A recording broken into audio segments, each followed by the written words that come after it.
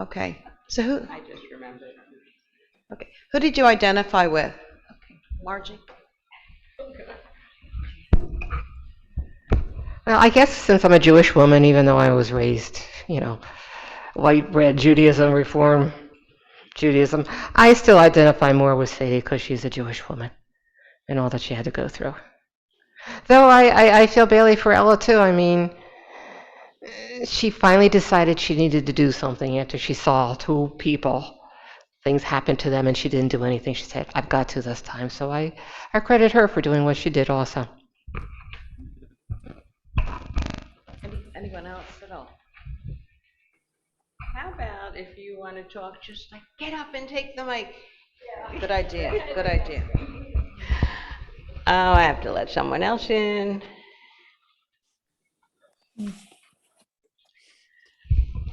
I identified more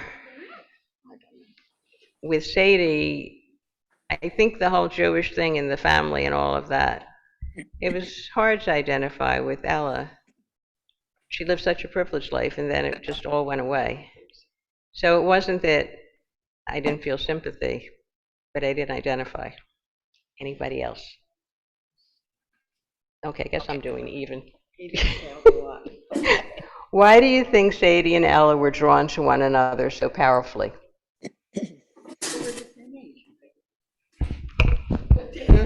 They were the same age. They were both miserable for one reason or another. That's what I was.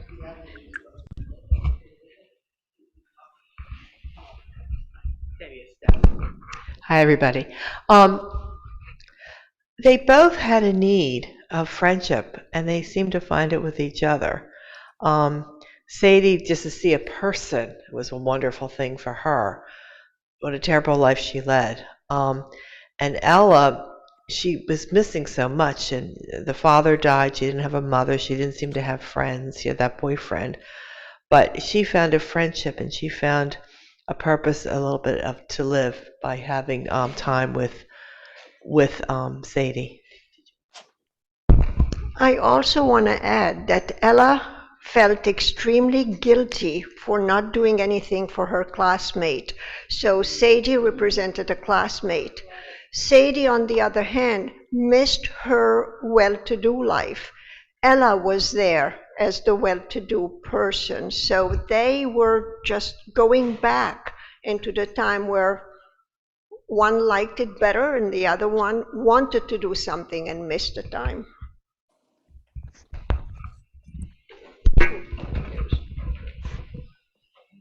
Thank you.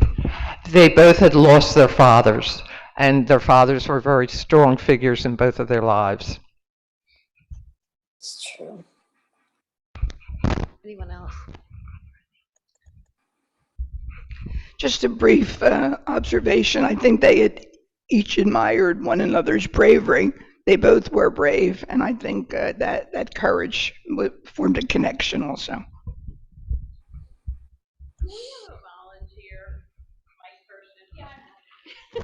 Oh, thank you. Thank you. Sure. Anyone else at all? I think circumstance had a lot to do with it. They both had the needs because of their family situations, because of the world around them, and by some strange quirk, they came upon each other. Ella came upon Sadie, actually, because Sadie couldn't really go anywhere to come upon anybody. But circumstance had a lot to do with it, and they both were lonely, and they needed that, and they had the courage to go outside of their way of life.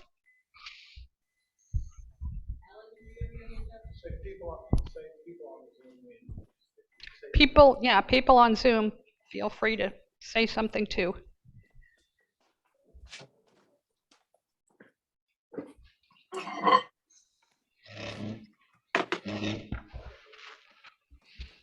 Okay, sure. What parallels can you draw between Sadie and Ella's lives and the very unique time we are living in today?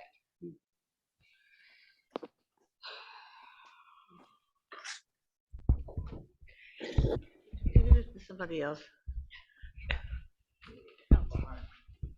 You need it. You don't even have to get up. It's interesting that today's war is taking place essentially in the same area that in which the book is based. And so when they mention, I don't know how to say it, Lvov was mentioned in the book, and then they was on television last night yet again. So I that was kind of interesting. Yes, that was, they showed the aerial view, and that was frightening.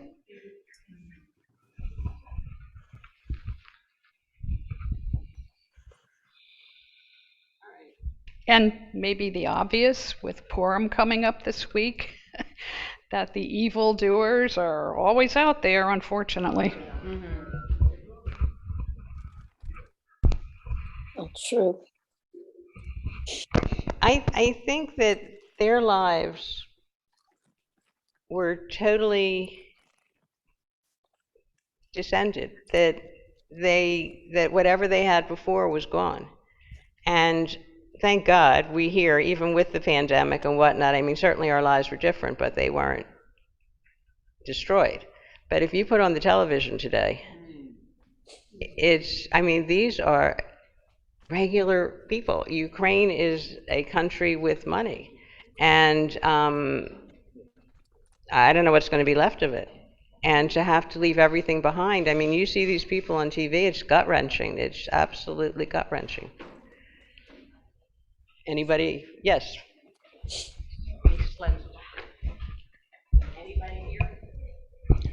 I think the situation today, and it's amazing in a way, brought the Holocaust, made it even more real than it had been before, because we're actually seeing what is happening in real time. I mean, well, of course, babies are not born when the original Holocaust happened, so that we would not have known that, but people in general, people who would have known, who would have reacted to it, could not see it and live it. We're actually living it vicariously, but we are living it. Yeah. Oh, I worry about my grandchildren, what they're living through, I really do.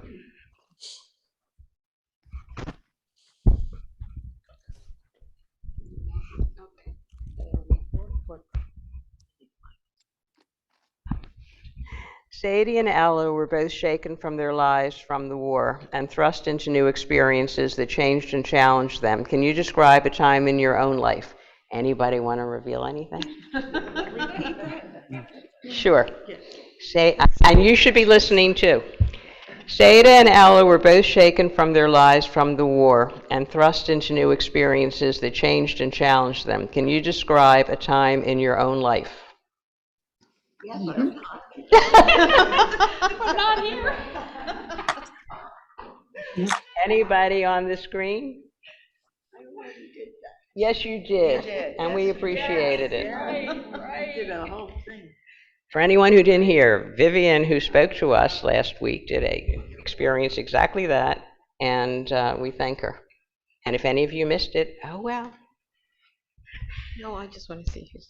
Oh. Okay. We thought you were brave. Next question then. No. Anyone want to share? Mention not my own life, but in reading this book, thinking about our parents, even though my parents were in America, just how World War II, intervened in their lives, and like for my mother, put her life on hold while her husband went and served in the European theater. Just so much compassion for what our families endured. And I remember talking to my father, who was a major, and the whole issue of, being a Jew in the American Army and then being there for liberation. My dad was a second-day liberator at Dachau, and seeing that as a Jew, he never got over it, and it impacted him. It was hard for him to be trustful because, he saw. Thank you, Mary. Anybody else? Sure. I do. Can you hear me? It's Rona. Oh, sure. Go ahead, Rona. Mine's a little different. I was in another world, another zone postpartum, and I had a severe postpartum situation, and it took almost a year out of my life, and it was terrifying. And there were a few months where I didn't even know who my son was.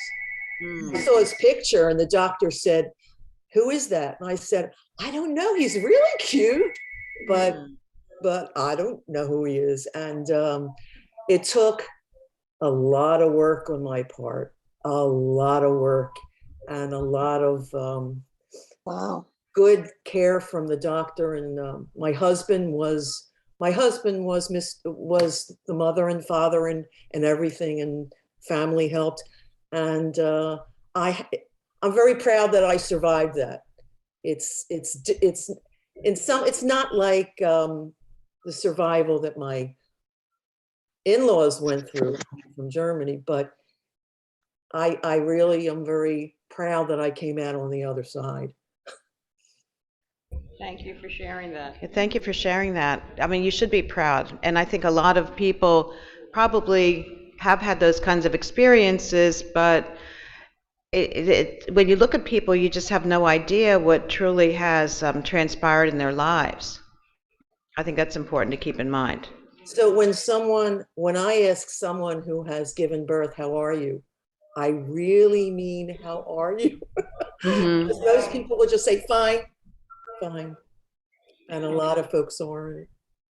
That's true. That's very true. And people just don't understand, the full impact either. That's very, very true. Anyone else want to share anything before we move on? Okay, question number 5. Do you agree with Sadie's choices, Ella's? Why or why not? What, if anything, would you have done differently? I think that's a hard question to kind of, envision yourself in their positions.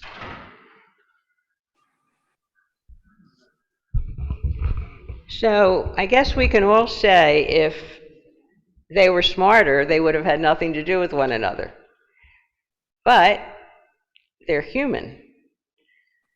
And they both were desperate for a friendship.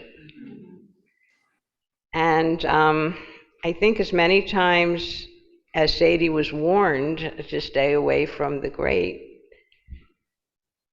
it was impossible for her. I think that we all have kind of learned during COVID that isolation sucks. And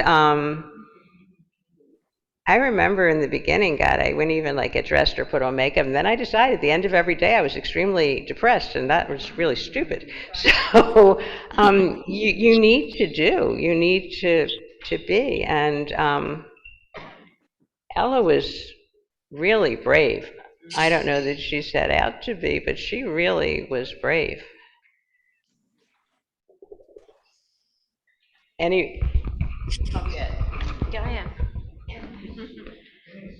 I also think she had Rahmanis for her.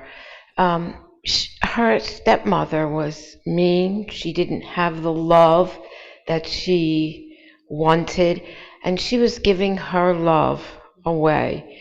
So I think the Rahmanis that she had is one of the reasons she kept going back. I mean, she was intelligent enough that she was doing a dangerous thing, but I think she just, inside of her heart, she had to do it.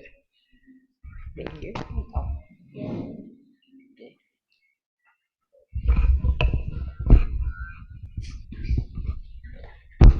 I think we have to remember that the Christians, non-Jews that helped us was what helped us survive. And through this story, and the ending, which we haven't talked about yet, we can see that survival was so dependent on it. So I think that when you think about some of the themes, especially in the books that are coming out now about the World War II and the resistance and the Holocaust, are trying to show the humanity of people to people more as much as they are the horrifics of what happened to the Jews, because they want it remembered as a time when people have to work together to have any survival at all.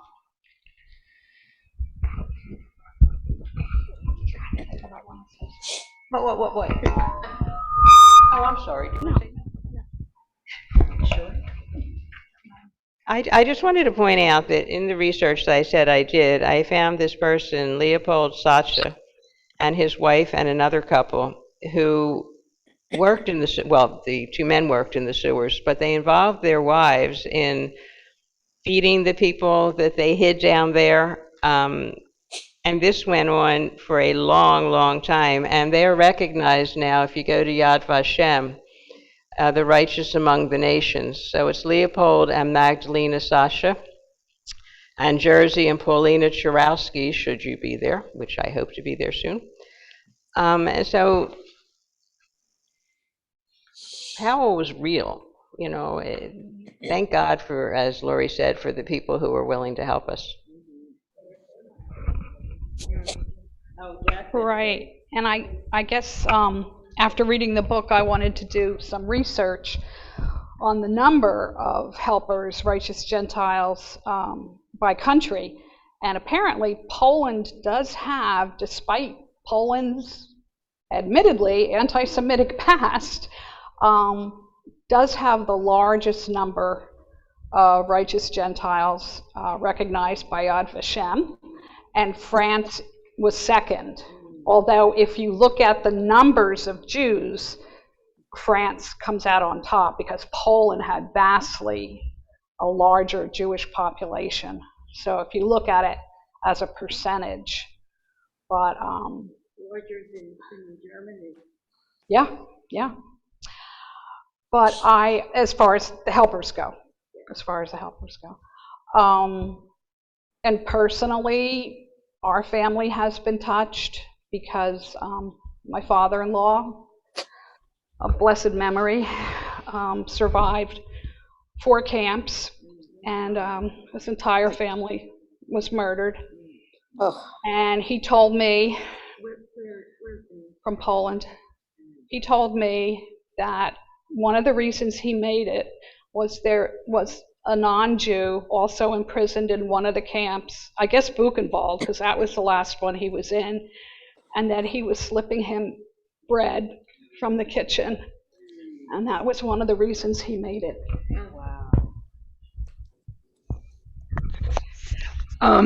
Some of you, or many of you, may have seen this online, but there was a piece very recently that a Ukrainian woman, a Christian woman during the Holocaust, saved a Jewish woman, and today, just recently, the Jewish woman's granddaughter saved granddaughters of the Christian woman in the Ukraine and sent her grandchildren to Israel. So, as they said in the article, full circle. That's quite a heart-wrenching, heartfelt full circle.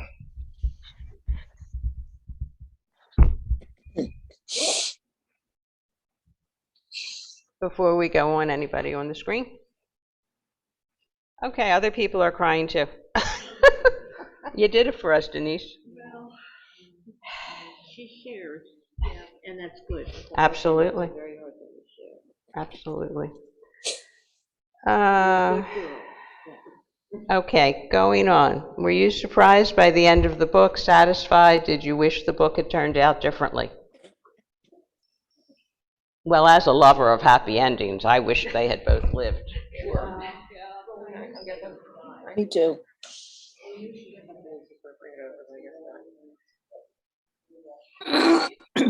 Well, of course, I'm the kind who reads, and I was surprised, especially since Sadie supposedly wasn't a swimmer and afraid of the water, and Ella was the good swimmer. So I'm thinking, okay, how'd this happen? But I think Pam Janoff did this because I think Ella thought that save Sadie, because maybe she can be with Saul, because they were supposed to get married before this. So maybe they could have a life together. Or Ella didn't know where she fit in with Rai, her boyfriend. So let Sadie have a life. I don't know. Anybody else?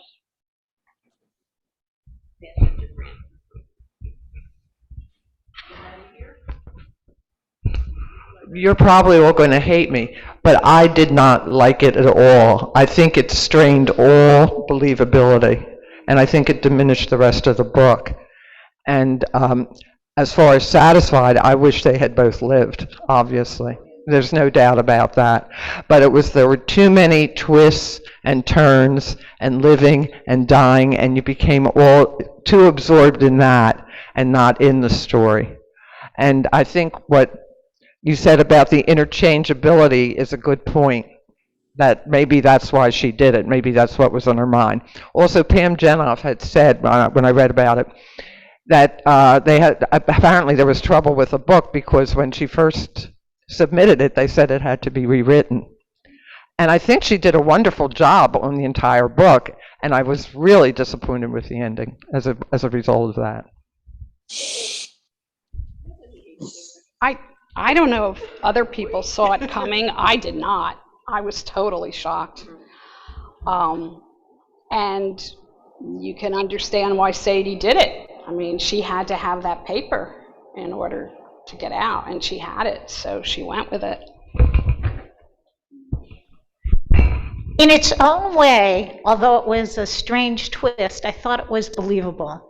They didn't know what happened with the baby, if the baby had lived or not, and somebody had taken her in and raised her. And after I had read it a while ago, and I reread the end because I knew the twist. I needed to look at it again. You know, I said to my husband, who is really into ancestry, I said, this has to happen in life a whole lot. Because when you think about the people that you know who survived the Holocaust, and some of them that are now living in the United States, they came through South America, they came through Cuba, they came through all the places in Europe, not knowing if other relatives have survived, that I'm sure there are times when it comes up that people are finding relatives that they never knew they had because somebody survived who they thought had perished during the Holocaust, and they had, you know, families. And it was believable to think that she took over the identity, that they changed identities. She was dying. She didn't need her papers anymore. She was saving a dear friend. So that part was very believable, was very compassionate. So, I mean, a happy ending is good, and this was a little bit far-fetched, but I thought that if you stretch it, it can be believable. You know, also because Ella could swim and Sadie couldn't, Ella was pushing Sadie up. So she was under the water for a longer period of time. And she's going to get exhausted, exactly. And also she hit her head, which was, you know, that settled the question. Because if she knocked herself out, then she doesn't know what she's doing. It started. But I mean, with Sadie living, she did become the doctor that she wanted to become. I mean, she never married, but I mean, she got half of what she wanted. So, I mean, I guess that's better than nothing. And she led her life being a doctor, and she was very satisfied with that. And she lived with Ella's brother. Oh, that's right. Yeah, that's right.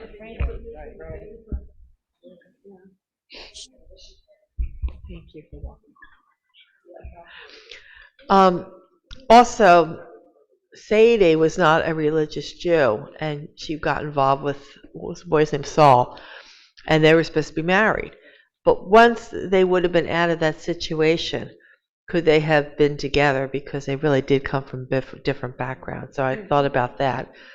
And it was also interesting that Sadie took on Ella's identity, because I guess she didn't want to be Jewish with her background, with all that was happening, but that she assumed the role of being Ella. And I thought it was sweet that the baby, you know, came up at the end. It was that part was a happy ending, that she had a happy life, and she was able to fill in the questions that she had. The only part about the baby was puzzling to me, and I was a stickler. How did she know her family name? I missed it. What was the explanation?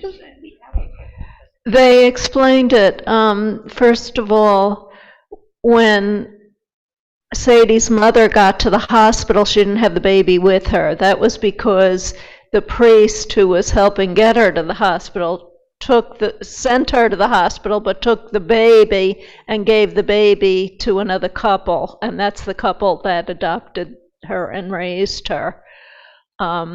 Also, Powell, who did escape from his arrest or was let go from his arrest, was able to fill in some blanks because she had the baby and her adoptive parents had been told about him as well from the priest. So that's how that happened. I have to say, I'm surprised no one mentioned, I was so annoyed at Sadie at the beginning. If you remember, she was such a spoiled brat, and I'm thinking, at the beginning, she's 18 years old. She certainly sees what's going on around her. Her father is in forced labor. Her mother is working for the German factory system, and they're trying to hide her by keeping her not from working. And yet at the beginning, she was a complaint a minute. I'm not going to live like this. I'm not going to do this. Don't you realize what's going on around you? So that part really, really annoyed me. I'm sorry. It's probably supposed to annoy you because there were people that really reacted that way. And within a short period of time, they came to realize that they weren't going to be able to survive with that attitude. So that was by design. We all missed it because we were so angry. Rona's going to talk on here. Something that really annoyed me, I wonder if anyone else felt the same way. I do believe that there were folks surviving in the sewer system. I cannot believe how she had access to go in and go out, and that makes no sense to me because I feel that the Nazis, somebody would have reported it, somebody would have seen it. And it really destroyed, like, I felt there were two parts of the book. I loved the beginning of the book, and once I felt it started becoming like a Lifetime movie, like it was talking about her love and how she went in and out of the sewer. Like I found that really unbelievable and quite annoying. Anybody else? No. No. You all thought that was like, oh, okay. I just heard my father-in-law, who's not around anymore, I just heard him in his German saying, Kackschmus. It just would never, it would never happen. Eileen? I totally agree with that. I found a lot of it to be unbelievable. That Ella would be standing over the sewer grate in the middle of the town square having a chat with Sadie, and the whole romance thing. I found a lot of it to be frivolous. Really didn't match up to the rest of the story. I mean, there were some really excellent parts, like you said, suffering in the sewer. I thought that was beautifully described, or horribly described, in its and it seemed very realistic. But the addition of some of the romance things and coming in and out, I totally agree that was not believable. Well, maybe. Oh, I'm sorry. Let me finish these. okay. I also agree with what you're saying. When they had the flood and the flood was coming up and they were drowning, and I just breathed up at the top, and then she went out after all her clothes would have been full of sewage and smell, and that made no sense either. I don't know. Well, like somebody just said here, most people were beginning to have body odor because it was tough to even bathe and have change of clothes. But, and I forgot, of course, what I was going to say. They did, as there was proof that they did live in the sewers. So obviously, at least one of those people living in the sewers must have come out from time to time. If you pick something like 2, 3, 4 o'clock in the morning to come out and do whatever you're going to do, you have a greater chance of nobody being around. They were not in the center of a busy courtyard. They were in an alleyway, which was off the beaten path. There was one where they were in the center, but there was another outlet where they were in an alleyway, and like I said, off the beaten path and close to a river. They were close to the river, which would probably not be frequented during the night, early morning hours. So, she tried her best to make it believable, and if you're willing to go with the flow, I think it is believable. And for those interested in exploring perhaps beyond the book, in her endnotes, the author lists a nonfiction title, which I don't have in front of me right now, but it's in the book. So, that would provide us with the real life details. Yeah, she has. Author's notes? Yeah. Okay, so it is in the sewers of Lviv. I think they said last night Lviv. That's what they said last night, Lviv. This in the sewers of Lviv by Robert Marshall. That's exactly what I was going to say. Anyone else at all before we move on?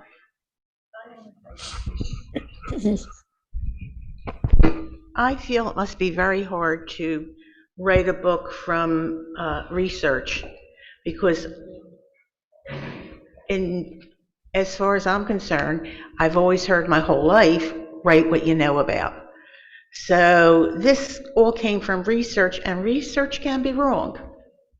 So she did the best she could do. I've read some of her books before. And I didn't care for the book. But doing it by research is different than living through it. It's just my feeling. You want to say Disappointed at the end because all of a sudden they're in the sewer, and then we have an ending that's about 100 years later. I wanted to know, how did she manage? Yes, they said she went on and she fought with the Liberation Army, whatever it was, but it lacks that transition. I needed that transition a little bit more, a little bit better. I missed it. All right, so my thing is, bottom line, Jews survived living in the sewer. So none of us were there. She did base a lot of it on this book from someone he did research, but obviously did a lot of research. It's a nonfiction book. People help them. So I think it's really hard in our spoiled present day life to think about it. I remember as a child, I think I was 12 when I read The Diary of Anne Frank. And in my mind, the only way I could get through that was to decide that somehow those people were different. Like, that could never be me. But it could be any of us, and we're learning that today. And people do all kinds of things to survive. Survival is a really important feeling, and perhaps skill. So maybe it didn't happen exactly the way she wrote it, but people had to leave the sewer, and other people had to bring them food. They survived. So just to keep that in mind. I'm going to give it to Fran. Oh, sorry. Fran has her. I think the bulk of the book was very believable. That's why I was upset by the ending, because it sort of transcended. And maybe what you said, Vivian, relates to that too, because you jump from that horrific existence in the sewers to many years later, which seems to be the way people are writing books now. They all seem to be doing that. But I think it was believable. I think most of what happened in that book probably actually did happen. She did live in Europe. She lived in that area for a number of years. She did diplomatic work there, I believe. So she was familiar with it. And she presented quite a picture.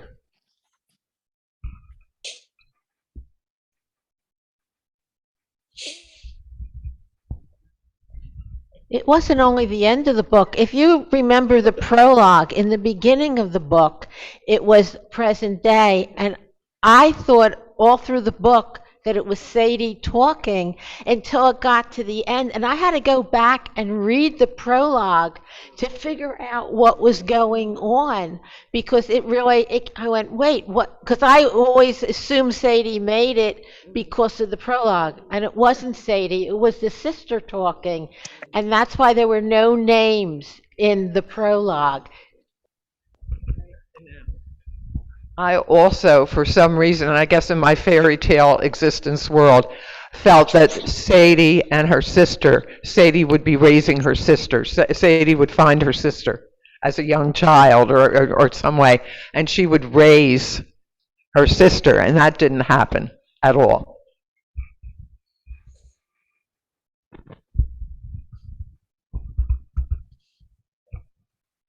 So Vivian, I think what you're saying is you wanted kind of like a bridge from what happened to the present day.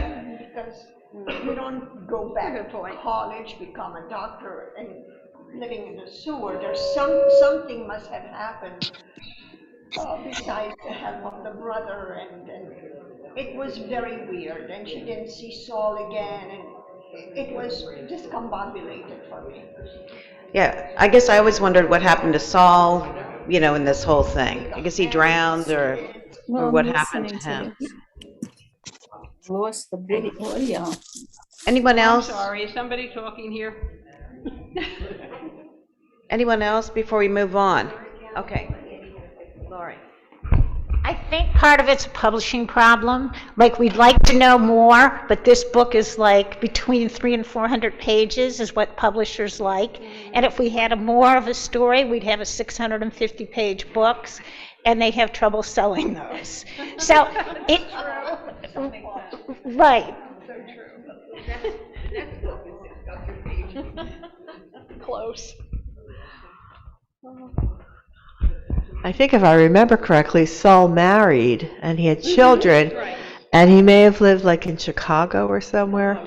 They said the city of where he was. But he would have lived an Orthodox life, which is how he was raised. Yeah.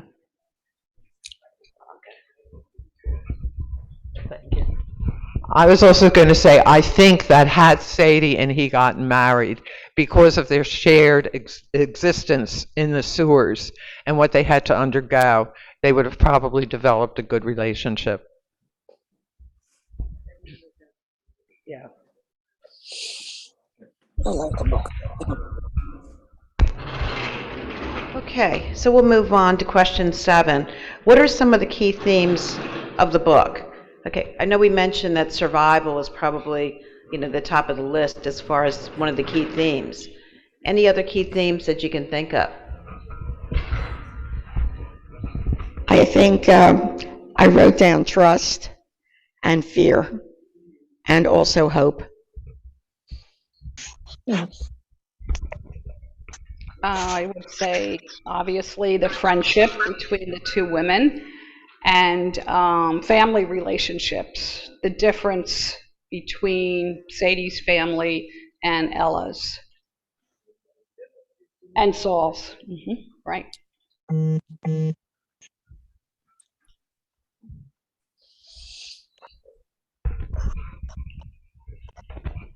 I think also, because it was a book and I like happy endings, the fact that her stepmother got what she deserved. So, oh, that life always worked out that way, where the bad got it and the good survived. And She still got a lot of money because she had tucked away in Italy. And she was the end of the year. She tucked it away in some kind of a fund where she was I don't remember. I don't know. But I did see a hand. Sandy? I think resilience was another theme in the book, that people were able to adjust to their living situation in the sewer, not happily, but and then once they were out of the sewer, they went on to have meaningful lives.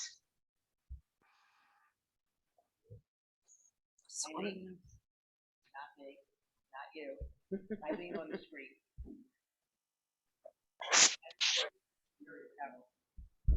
Eileen, you're muted. I agree with the resilience, and also,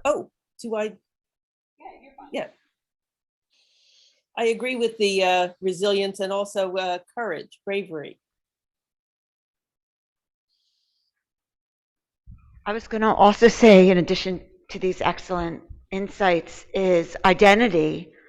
And it's kind of perverse because Sadie loses her identity. They switch identities. And it is disappointing that the Jewish identity becomes lost. And we can't ignore that, but it's obviously an understandable response to the fear, survival, that being Jewish was a death sentence, and she doesn't adopt her heritage. She does lose that. Yeah, I have to say that bothered me a great deal too, to go through all that and then to not be a practicing Jew. But we assume that Saul and his family went on and were.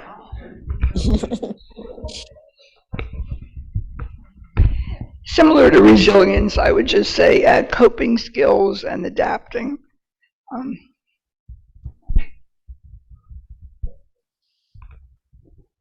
Anybody up there?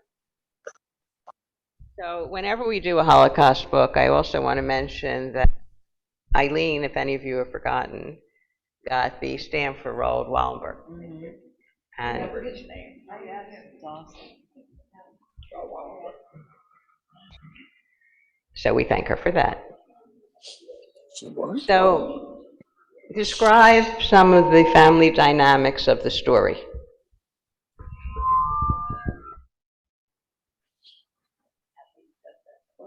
Anybody else? You want to say something, Eileen? Yeah, well,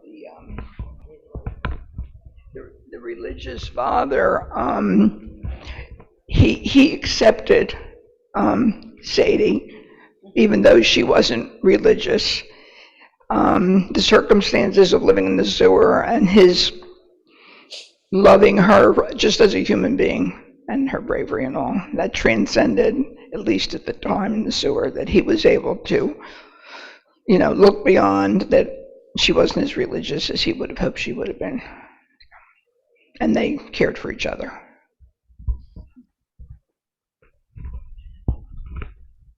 Well, I'm Mary, by the way, a new member. And as Diana and Bonnie had said, the family dynamic in the beginning of our desire as parents to shelter our children and protect them and do everything for them and shield them, and we're not doing our children any favors because it made her transition harder. I mean, she almost didn't want to go down into the sewer. And so I took from that about sometimes we have to teach our kids the harsh realities.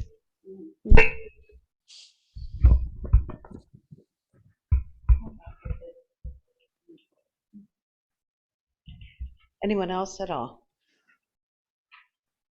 That's the next one. Okay, that's Number 9. Okay, question number 9. The sewer was a very unique setting. What was your reaction to it? I mean, I couldn't imagine Sadie's reaction with actually going down the toilet into this other world. If you remember, she refused to go down the toilet, which was typical Sadie. He pushed her, which my reaction was like total revulsion. Which I guess you do what you gotta do, you know? I mean, who could, I can't even imagine, but again, thank God, we're a very spoiled lot.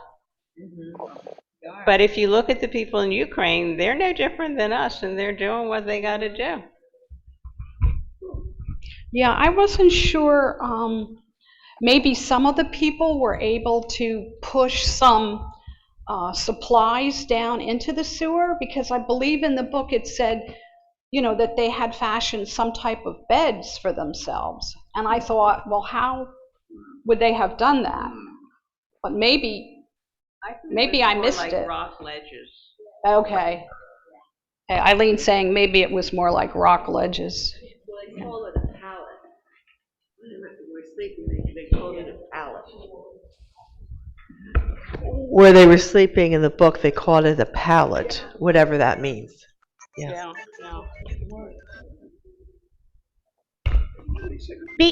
Being in the sewers didn't surprise me, but going down the toilet did. I could not visualize that. It's like, you know, there's access to the sewer system.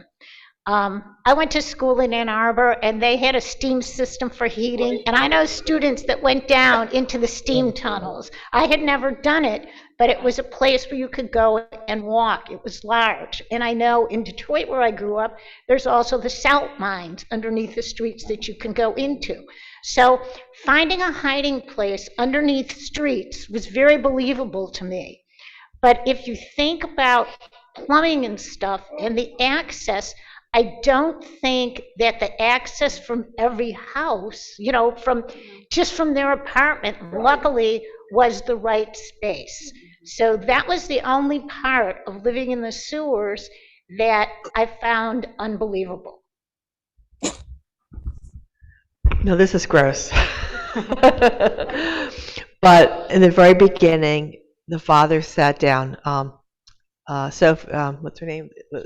Sadie. Sadie's father sat down because Sadie couldn't sit. There's a lot of magnets, and he sat down on the magnets, and then he put his daughter on his lap. But there was magnets, and then there was another part where there was the rats. The eyes were looking into her. So all of that is just so grotesque. I couldn't imagine anybody being there. I believe the sewers because if you read any stories about the Warsaw Ghetto, they not only went from house to house, building to building.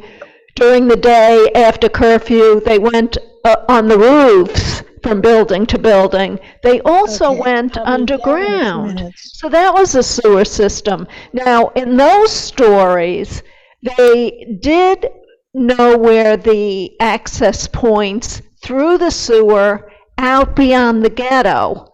And a lot of them did go back and forth through the sewers out into the regular city and then back.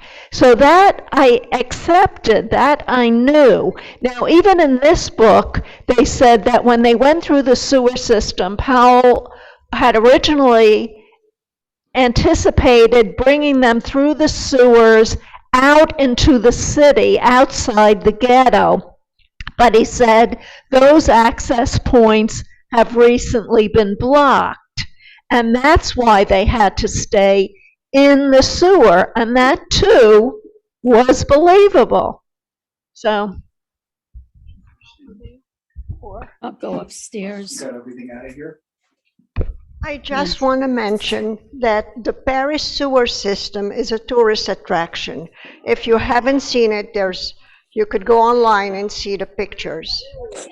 It's a tourist attraction. You can go and visit the sewers in Paris, France. No, thank you. I haven't been there, but in Israel they have the tunnels, that you have. And I think Montreal has underground shopping. I mean, there is another life. But there's a lot of life underground. I actually live in a really old house. One of my neighbors has an old, he has a place where they were babies that were so much. I don't know. She said it wasn't. No voice.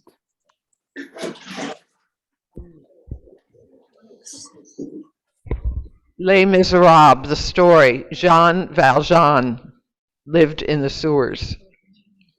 All right. And so it's interesting that Vivian came up with a Paris sewer system. But it's actually, I found that I was repelled by it, but that was perfectly believable. I mean, it's a place where they could have hidden.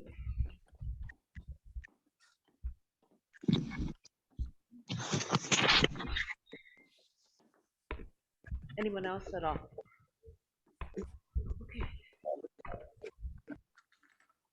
Isolation and connection were among the key themes of this book. Discuss how they affected the story. I think we kind of did, but is there anyone else who...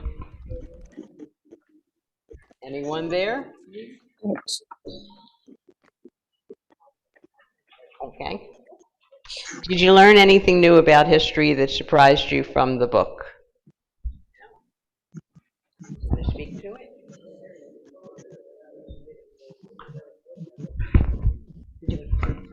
Yeah, I had not known of Jews living in the sewers. But yeah, found it really believable that it would have happened.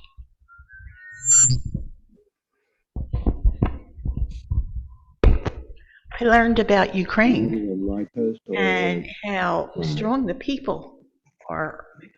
And of course, a lot of them fled, but they were good people. And, they were strong people. And I admire, Zelensky, if I'm saying it correctly. And someday I would like to go to Poland, because that's where my ancestry comes from. I think what the Polish people are doing is unbelievable. Anyone else?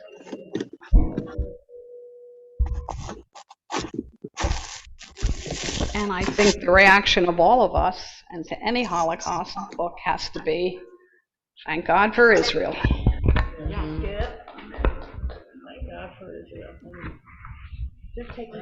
Fran has her hand up.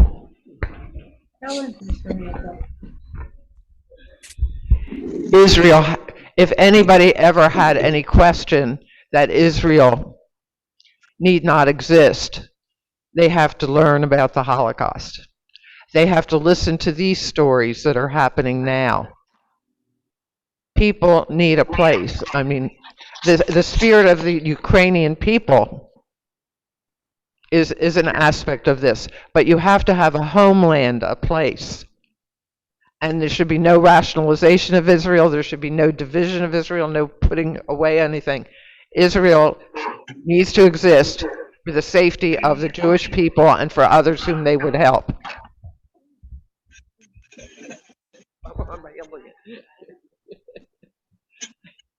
Eileen, you're muted. Eileen is muted. I know, I have to be muted or else there's an echo, but Ellen, go ahead. Yeah, there's, people have expressed an interest in Poland just now. There's a group on Zoom. It's the Toby Center. It's spelled Taube. And they have absolutely wonderful programs on the history of Jews in Poland, on cultural things of Jewish interest in Poland.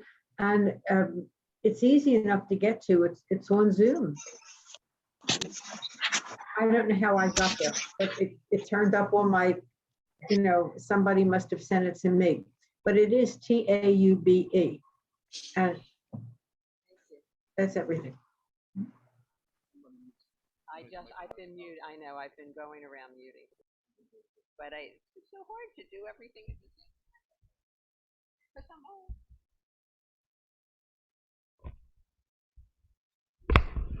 I agree with you, Fran. having been to Israel many, many times and having lived there for a while, you better believe that Israel's security system is top-notch. And Israel is one of the countries that does not need to be recognized. They know who they are. They know what they are. They've been through hell and survived. And I wouldn't put it past the fact that they are involved with the Ukraine now with security. They are all over and nobody knows it, and they don't take any credit because they don't need to, they don't want to, and they don't have to. So we're blessed to have a homeland. And Hadassah Hospital in of itself, I mean, what they have accomplished and what they continue to accomplish, Israel is ours. And I will tell you, if you haven't been and get the opportunity to go, every time we touch down and I'm on their soil, I feel like I'm at home.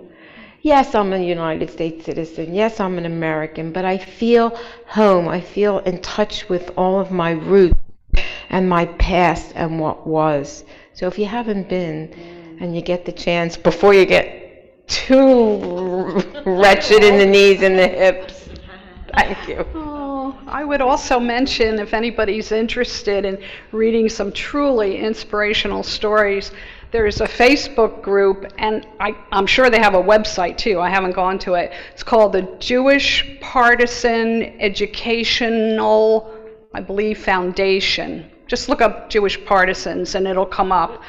And they're on Facebook. They will feature various people that fought, Jews that fought against the Nazis, and the stories are just so inspirational. Since we're sidetracking, I just want to say a couple things about the Ukraine. We gave a lot of money to the Jewish National Fund. I saw a documentary about it on American Jewish Congress. We gave a lot of money to that. My son-in-law is Ukrainian, and for his birthday, he had a fund to give to the Ukrainians, and we gave to that. Having said all that, just a little bit of food for thought. In 1991, Michael, my son-in-law, and his parents came to this country from the Ukraine. Why? There was a lot of prejudice against Jews. They have a huge Jewish population today, but at that time too.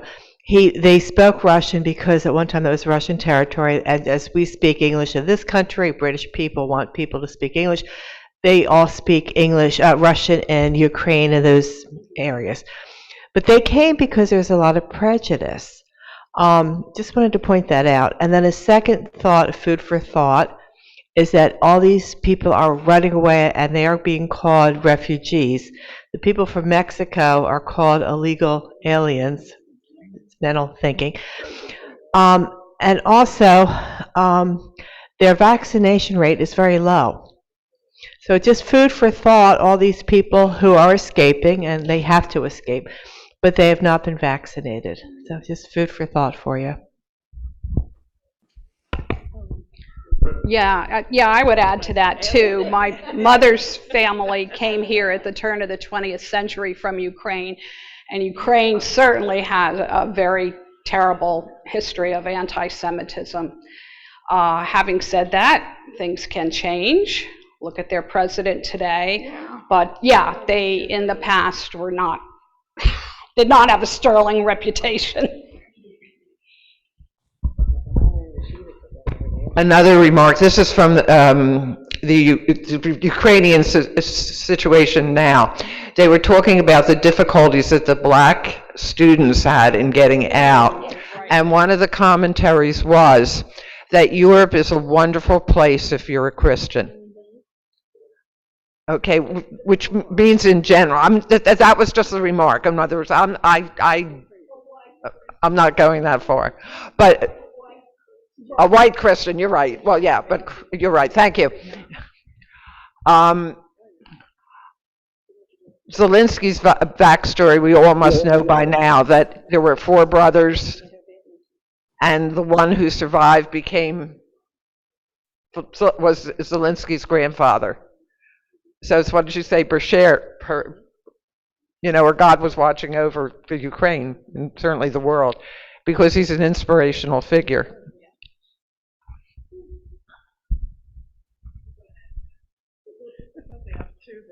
it out of my head. But Zelensky is Jewish. We all know that.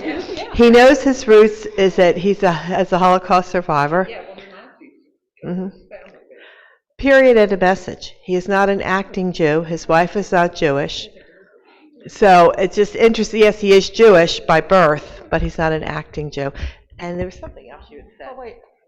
Well, I've read that the acting Jews over in Ukraine are from Chabad and yeshivas. They are Orthodox people.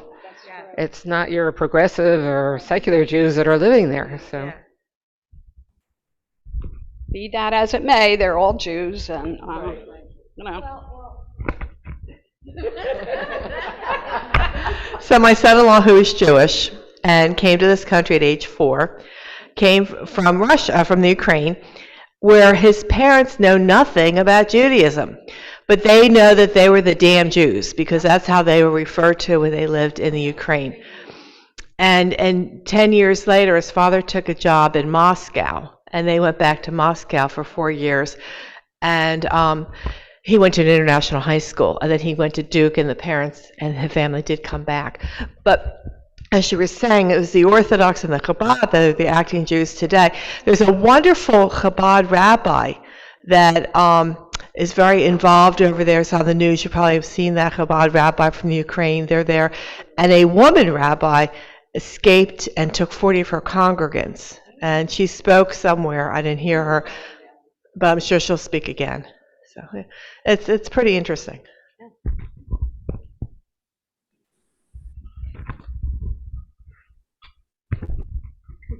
In my opinion, he is an acting Jew because he's acting like a mensch, and that makes him an acting Jew. And as far as his wife not being Jewish, as long as she's supporting him and they're on the same page, statistically in this country, intermarriage, I don't know what the percentage, it's way over 50%. And in the past, I mean, I wish there were more all totally Jewish marriages. But if two people are on the same page and ideally they're raising their children Jewish and Jewish values are in the home, I don't think we should be judging Zelensky in that way, or his wife. That's just my opinion. I'm sorry. Should I? Whatever. I know. Whatever. I know. Okay. So I have to comment because I have a big mouth. Number one, Ukraine was horrendous to Jews during the Holocaust, as was Poland. But I think we cannot lose track of the fact that Ukraine has the 4th largest Jewish population in Europe prior to Putin invading. And I think we can't lose track of the fact that there were Ukrainians and Polish people who risked their lives to save us, which is how people there survived. And thank God for Israel. I totally agree with that. And little plug for Hadassah. We were the first to load up trucks of medical supplies from Ein Kerem and take them over to the Ukrainian embassy, which then airlifted them to Poland and then into the Ukraine. And Ein Kerem and Mount Scopus have taken in injured, pregnant, whoever needs help are taking them in at the present time. And Israel is always the first on the scene wherever with their expertise and are taking so many Jews out of Ukraine. So it's actually a good time to be Jewish in the Ukraine, finally. Anybody else here or on the screen? Because if not, Barb? I just wanted to say, a few years ago, we were in Krakow, in the Kazimierz, in the exact area where this book took place. In fact, I have my little plate. You can see the menorah, and it says Krakow. And we were amazed. The day we were there, they were setting up for a huge klezmer concert. And we also came upon all these little kids running around with JCC T-shirts on. There was a Jewish community center there, and that made us feel very happy. But then we went into a little gift shop, and they had for sale little statues of Jewish men, you know, like the caricatures from the Nazi era with the big nose, grabbing bags of money. So as happy as we were to see some vibrant Jewish life, that in the gift shop, that really upset us, that there's still that anti-Semitism, of course, going on. And I kind of wonder why these people want to be there, living there in Krakow, when it's still obviously very anti-Semitic. So just wanted to say that, but they did get a lot of people for the klezmer concert. My thoughts on Krakow. Shall we start reading? Yes. Okay. Can I have that? So we'll do them first. All right, we're going to rate the book. So we're going to start with my screen. So I'm starting with Ellen and Elaine. So if you can unmute yourself.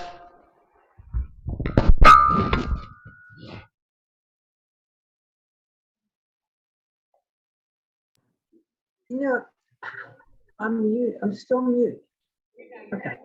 I read the book so long ago, and I thoroughly enjoyed it. And I handed the book off to Elaine, and Elaine finished it in record time, so she must have enjoyed it too. I did read it in record time, and that's not like me, but I loved it. Even though there were things that didn't make sense, but I still loved it. Want to give it a 9, 10? 10. 10. Okay. Thank you. So Helene and then Barb. I found the book interesting because I didn't know about the life in the sewer, but I thought that there was so many things that were not believable, and I really didn't love the ending. So I would give it a 7. Thank you, Barb. And then Linda. I think I would give it an 8. I'm claustrophobic. So the fact of even reading about going in those tunnels, I didn't think I was going to make it through the book. I mean, I actually had a very difficult time reading that tunnel situation. So I'll give it an 8. Thank you, Barb. Yeah, I'm sorry, Linda. I also would give it an 8. I was confused at the end, and I also read it a long time ago, so I didn't remember a lot of the details. But the picture she painted of the Jewish neighborhood, the Kazimierz, was right on. It really took me back to my trip to Poland. So that was very accurate. Thank you, Rona, and then Marcia. I'm rating 2 parts of the book. The first part was an 8, and I did love the ending. I did like that switch. The second part of the book was a 4, so that comes to a 6. Thank you, Marcia. My rating is a 7. I thought it was very readable, and I didn't want to put it down. I did learn some new things reading the book, but I thought it got very monotonous, and so much of it was unbelievable, how she was able to get out of the sewer and go back into the sewer. And then it made absolutely no sense to me why she would lie to Saul at the very end when she came face to face with him. And she completely, she just lied to him and lied to Chris. It just made no sense. And I thought the ending was just too pat. So I'll give it a 7. Thank you, Eileen, and then Flory, and then Anne. I thought that the discussion of the sewers was excellent and informative. I didn't think that Ella's character was developed as well as Sadie's character, and I didn't think that some of that was that believable. I thought that the romance aspect kind of took away from the rest of the story, and I also agree that the ending was a bit too pat. But overall, it was an engrossing story. There was a lot there that was believable, particularly about the Jewish aspect. And so I would give it a 7. Thank you, Flory. I guess I would give it an 8 or a 9. Yes, maybe some of it was unbelievable, but I think it was a good depiction of human spirits and ingenuity and resourcefulness and just learning, good history of that part of the history of the war. Thank you. Anne? Okay, if I go off, it's because I have low power now, I'm sorry, but I thought I'd give it about an 8 or a 9. I really enjoyed reading it, and I thought that it was, well written, a little unbelievable, but it kept my interest throughout, and I liked the feeling of the friendship between the girls and the compassion of Ella, for Sadie, and also the family relationships, I thought were very realistic. Thank you. If you could all mute yourself now so we don't have any echoes, I would appreciate that. Okay, I guess I can start. I would give it a 9. Yes, parts of it were not believable, but I learned so much, and it spurred me to do a little research, to read the real life accounts, and I couldn't stop reading it. I found it riveting. Very similar. I would also give it a 9. I thought it was very well written. Parts of it may not be believable, but I thought, I very much what you said, I learned so much about it, and I thought it was a fast read. I have to say, maybe you don't feel this way, but I felt it in the very beginning, remember I give it a 9, but I felt in the very beginning, it was so graphic, by necessity, I believe, to be authentic, to make the book really meaningful, the whole point of the book. Historically, what they went through, how they, the resilience, how they survived. But I thought it was so graphic in the beginning and heart-wrenching. I didn't think I was going to be able to read it after that point. I felt I had to literally force myself. And then as I went on, immediately after, I felt compelled. I felt I have to read this. I want to know what happens. I want to know how they did it. And I was very, very glad that I persevered. I'm a quick reviewer. Not commenting. I enjoyed the book. And if I enjoyed the book, then it's a 10. That's it. I'm not fussy, but I read a lot, and I would recommend it. That's it. I'd give it a 7. There were parts that were unbelievable. When we got toward the part where they were going to, Chris wanted to put some of the armaments and guns into the sewer, I started thinking, oh my goodness, she's being a screenwriter now. She's not writing a book. She's doing it for the movies. And from there on, things got a little iffy, but all right. I enjoyed it. I learned a lot. I'd give it an 8, and I'm going to excuse myself because I have an appointment at 1. Thanks. It was a great discussion. Thank you for being here. 8.5, which is basically what I give most books unless I really, really like it or hate it. I compared it a little bit. Do you remember the book, The Rent Collector, where they lived in the dump? Yeah, I thought that was attractive. That was a 10.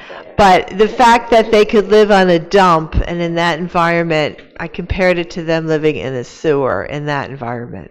So I put that comparison in. I thought it was a good book. I think I would recommend it. A friend of mine had highly recommended it about 4 months ago, so I think my expectations were a little higher than they should have been. But it's a good read. So what number did you give it? 8.5. Oh, right. Okay, so I'll give it a 7.5. I liked it. Didn't love it. The same sentiment as most people. I read a lot of the comments this morning before I came, and a lot of people are in agreement about the believability. I have to say one thing, though. For a while now to come, I'm a little over these books. It's springtime. It's time for renewal. It was a hard to read. I read it during COVID, and it was hard to read because it was so depressing. So for me, anyway, it's time to move on. Yeah, I'm sort of glad you said that, Sue. Fran and I were planning on making an announcement before this year's luncheon that the Holocaust is always important to read about, but this year we really have way too many Holocaust novels. So maybe next year we can branch out Jewish communities in other areas of the world, or just general fiction. Yeah. If anybody's interested, I read Cloud Cuckoo Land. It is a reader's book. It's indescribable, but it is Cloud Cuckoo Land. It is so different than anything it's all about a book. Did you read it? Oh, it's just different and well written. So I make that suggestion. Okay, save that for the luncheon. Save that for the luncheon. Hi, I also would give it a 0.5, and I think Sandra Bullock should star in the movie as Sophie. And Jessica Chastain, dyed blonde, should be Ella. I give it a 9. I like Pam Jenoff's books. I've heard her speak 3 or 4 times. I guess I like it because she writes, simpler, easier language, which I like. Makes it easier for me. Okay, I'm going into English teacher mode. I, too, am giving it a 7.5. 0.5 because I did not care for the ending. I think the ending diminished the book. And by that, I'm sorry. Most of the book really was quite believable. It was horrific. It was horrible because that's the way they had to live. And it drew you in. You couldn't put it down. All sorts of things happened. And it was a very good read. And then at the end, I was at the end close to laughter because of all the different things that were happening. It just was too much. It was like a soap opera or The Perils of Pauline or something like that. And it diminished the book for me. Okay. Did we all read the same book? Oh my goodness. Okay, I give it a 9. I had to reread the end, and once I reread it, I understood it better. I'm going to reread it, by the way. Yeah, I had to do that. I gave it a 9. I enjoyed the book. I learned a lot about Ukraine and what was going on. Yes, the end, but it's not only this book. There's been a lot of books that ended that all of a sudden they gave you all these facts at the end. I guess I'm sort of getting used to reading books that do that because that wasn't really what the story was about. The story was about them living in the sewers and what happened to her afterwards. That's not what she wrote about. That would be another book that she should do and write about. So as I said, I gave it a 9. Oh, Fran wants to talk again. I'm talking too much. In English teacher mode, what I would tell my students is you have to keep the ending to the level of your writing. It's the last impression the person has. And it takes away if it doesn't have the strength of the rest of the story. And this, I don't know any other way to put it. This ending did not have the strength of the rest of the story. Big time.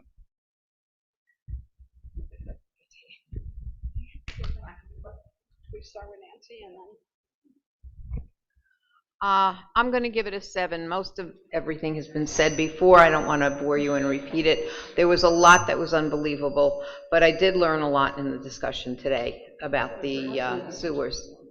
So, thank you. I'm going to agree with Fran. 7. I like that. 0.25. 0.25 now. 0.25. I want to be a little different.